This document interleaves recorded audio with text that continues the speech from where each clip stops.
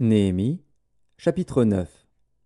Le 24e jour du même mois, les enfants d'Israël s'assemblèrent, revêtus de sacs et couverts de poussière, pour la célébration d'un jeûne. Ceux qui étaient de la race d'Israël, s'étant séparés de tous les étrangers, se présentèrent et confessèrent leurs péchés et les iniquités de leurs pères. Lorsqu'ils furent placés, on lut dans le livre de la loi de l'Éternel, leur Dieu, pendant un quart de la journée. Et pendant un autre quart, ils confessèrent leurs péchés et se prosternèrent devant l'Éternel, leur Dieu. Josué, Bani, Kadmiel, Shébania, Buni, Chérébia, Bani et Kénani montèrent sur l'estrade des Lévites et crièrent à haute voix vers l'Éternel, leur Dieu.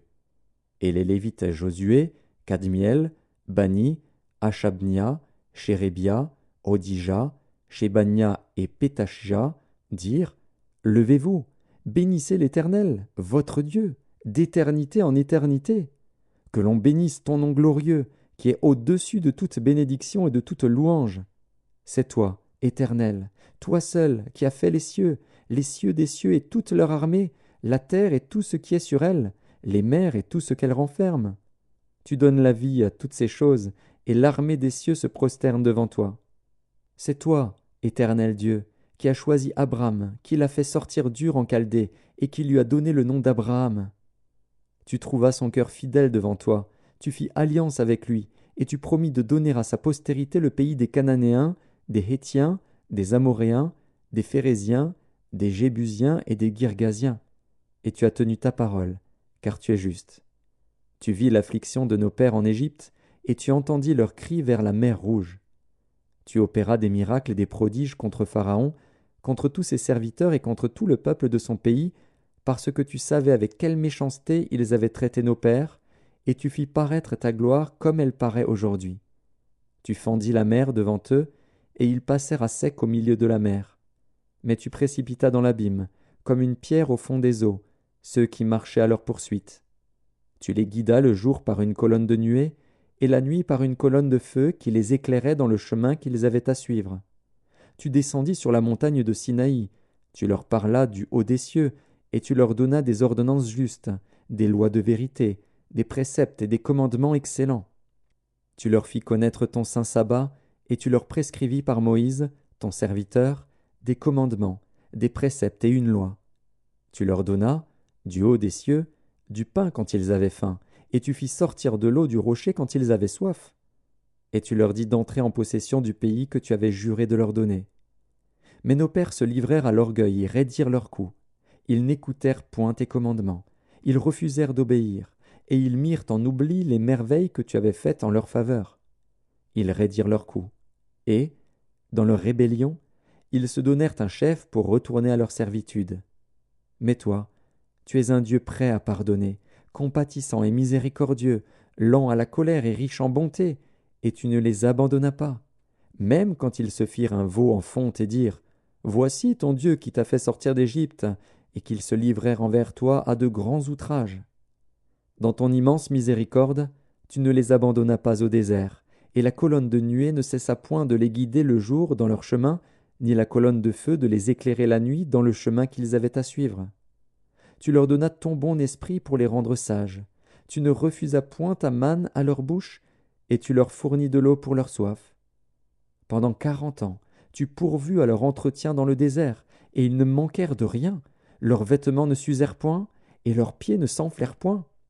Tu leur livras des royaumes et des peuples, dont tu partageas entre eux les contrées, et ils possédèrent le pays de Sion, roi de Hesbon, et le pays d'Og, roi de Basan.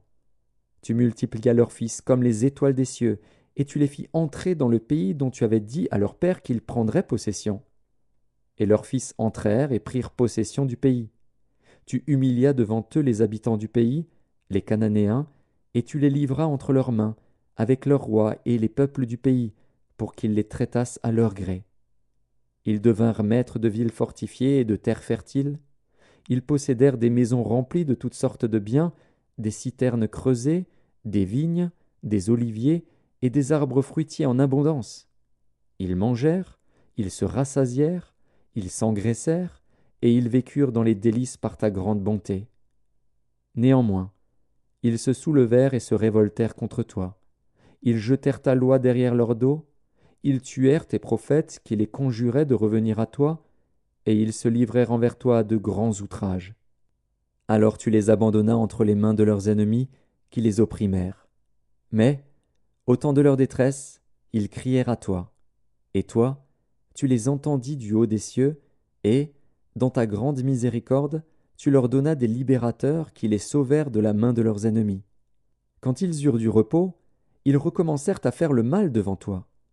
Alors tu les abandonnas entre les mains de leurs ennemis, qui les dominèrent. Mais, de nouveau, ils crièrent à toi.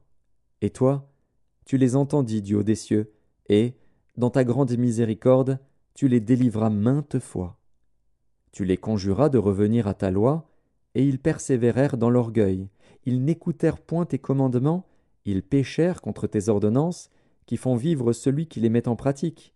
Ils eurent une épaule rebelle, ils raidirent leur cou, et ils n'obéirent point. Tu les supportas de nombreuses années, tu leur donnas des avertissements par ton esprit, par tes prophètes, et ils ne prêtèrent point l'oreille.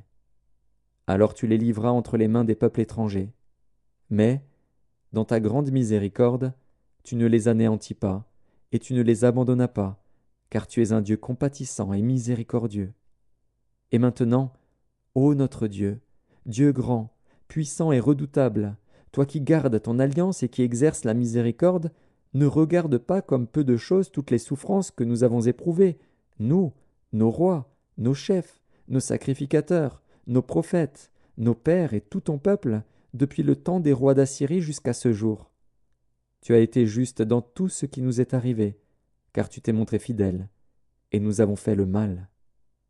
Nos rois, nos chefs, nos sacrificateurs et nos pères n'ont point observé ta loi, et ils n'ont été attentifs ni à tes commandements ni aux avertissements que tu leur adressais. Pendant qu'ils étaient les maîtres, au milieu des bienfaits nombreux que tu leur accordais, dans le pays vaste et fertile que tu leur avais livré, ils ne t'ont point servi et ils ne se sont point détournés de leurs œuvres mauvaises. Et aujourd'hui, nous voici esclaves. Nous voici esclaves sur la terre que tu as donnée à nos pères, pour qu'ils jouissent de ses fruits et de ses biens. Elle multiplie ses produits pour les rois auxquels tu nous as assujettis, à cause de nos péchés. Ils dominent à leur gré sur nos corps et sur notre bétail, et nous sommes dans une grande angoisse. Pour tout cela, nous contractâmes une alliance, que nous mîmes par écrit.